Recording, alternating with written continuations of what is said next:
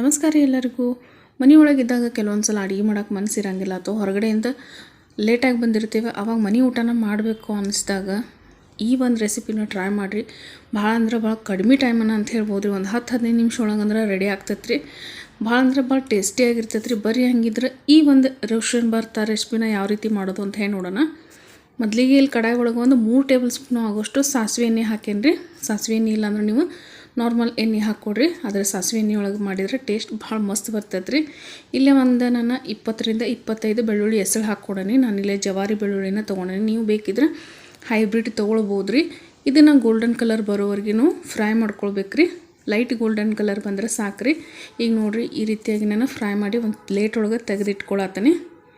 ಇದೇ ಕಡಾಯಿ ಒಳಗೆ ನಾನು ಒಂದು 4 ಬ್ಯಾಡಗಿ ಮೆಣಸಿಕಾಯಿನ ಫ್ರೈ ಮಾಡ್ಕೊಳತ್ತೀನಿ. ನೀವು ಜಾಸ್ತಿ ಖಾರ ತಿಂತೀನಿ ಅಂದ್ರೆ ಇನ್ನೂ ಒಂದು 2 ಮೆಣಸಿಕಾಯಿನ ಸೇರಿಸ್ಕೊಳ್ಬೋದು ರೀ. ಇಲ್ಲ ಅಂದ್ರೆ ಒಂದು 2 ಬ್ಯಾಡಗಿ ಮೆಣಸು ಅಥವಾ 1-2 ಖಾರದ ಮೆಣಸಿಕಾಯಿ ಸೇರಿಸ್ಕೊಳ್ಬೋದು ರೀ. ಈಗ ಇದನ್ನು ಸಹಿತ ಫ್ರೈ ಮಾಡಿ ಪ್ಲೇಟ್ ಒಳಗೆ ತೆಗೆದಿಟ್ಕೊಳತ್ತೀನಿ ರೀ. ಏಕ್ದಮ್ ಕ್ವಿಕ್ ರೆಸಿಪಿನ ಅಂತ ಹೇಳ್ಬೋದು ರೀ. ಈಗ ನೋಡಿರಿ, ಇದು ಏನು ತೆಗೆದಿಟ್ಟೇನಲ್ಲ ರೀ. ಈಗ ಇದು ಕಡಾಯಿ ಒಳಗೆ ನಾನು ಉಳ್ಳಾಗಡ್ಡಿನ ಫ್ರೈ ಮಾಡ್ಕೊಳತ್ತೀನಿ. 2 ಉಳ್ಳಾಗಡ್ಡಿನ ಸ್ಲೈಸಾಗಿ ಕಟ್ ಮಾಡಿ ತೊಗೊಂಡ್ರಿ.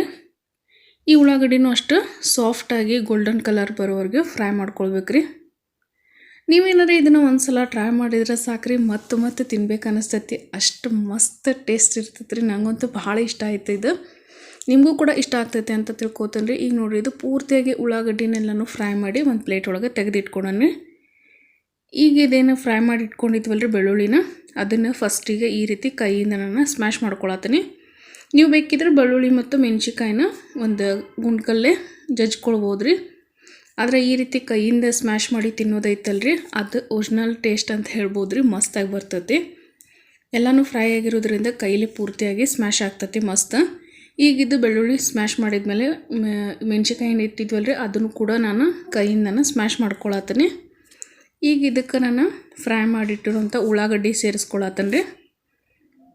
ಉಳ್ಳಾಗಡ್ಡಿ ಹಾಕಿದ್ಮೇಲೆ ಇದಕ್ಕೆ ನಾನು ರುಚಿಗೆ ತಕ್ಕಷ್ಟು ಉಪ್ಪು ಹಾಕ್ಕೊಳತ್ತೀನಿ. ಉಪ್ಪು ಸ್ವಲ್ಪ ನೋಡಬೇಕಿದ್ರೆ ಸೇರಿಸ್ಕೊಡ್ರಿ. ಜಾಸ್ತಿ ಆದ್ರೆ ಟೇಸ್ಟ್ ಅಷ್ಟು ಚಲೋ ಅನ್ಸಂಗಿಲ್ಲ ರೀ. ಈಗ ಇದಕ್ಕೆ 1 ಟೇಬಲ್ ಸ್ಪೂನ್ ಆಗೋಷ್ಟು ಲಿಂಬೆಹಣ್ಣು ರಸ, ಹಂಗೆ ಸ್ವಲ್ಪ ಫ್ರೆಶ್ ಕೊತ್ತಂಬರಿ ಸೇರಿಸೇನಿ ರೀ. ಎಲ್ಲನೂ ಸೇರಿಸ್ಬಿಟ್ಟು ಮಸ್ತಾಗಿ ಮಿಕ್ಸ್ ಮಾಡಿದ್ರೆ ಈ ರೋಷನ್ ಭರ್ತಾ ರೆಸಿಪಿ ರೆಡಿ ಆಗ್ತೈತೆ ರೀ. ಬಿಸಿ ದಾಲ್ ಮತ್ತು ರೈಸಿಗೆ ಸ್ವಲ್ಪ ತುಪ್ಪ ಹಾಕಿಬಿಟ್ಟು ಈ ರೋಷನ್ ಭರ್ತಾ ಹಾಕ್ಕೊಂಡು ತಿಂದ್ರೆ ಭಾಳ ಅಂದ್ರೆ ಭಾಳ ಟೇಸ್ಟಿಯಾಗಿರ್ತೈತೆ ರೀ. ಹಂಗೆ ಬಿಸಿ ಚಪಾತಿಗೆ ರೊಟ್ಟಿಗೇನೋ ಹಾಕ್ಕೊಂಡು ನೀವು ತಿನ್ಬೋದು ರೀ. ಭಾಳ ಅಂದ್ರೆ ಭಾಳ ಸೂಪರ್ ಅನ್ನಿಸ್ತೈತಿ. ನೋಡ್ತಿರ್ಬೋದು ರೀ, ನೋಡೋಕೆ ಎಷ್ಟು ಮಸ್ತ್ ಕಾಣತ್ತೈತಿ. ಇನ್ನು ತಿಂದ್ರೆ ಅಂತೂ ವಾವ್ ಅನ್ನಿಸ್ತೈತಿ. ವಿಡಿಯೋ ಇಷ್ಟ ಆಗಿದ್ರೆ ಒಂದು ಲೈಕ್ ಕೊಟ್ಟು ಚಾನಲ್ನ ಸಬ್ಸ್ಕ್ರೈಬ್ ಮಾಡ್ಕೊಂಡು ನೋಡಿರಿ. ಮತ್ತೆ ಸಿಗ್ತೀನಂತೆ ನೆಕ್ಸ್ಟ್ ವಿಡಿಯೋ ಒಳಗೆ. ಅಲ್ಲಿವರೆಗೂ ಎಲ್ಲರಿಗೂ thank you so much for watching.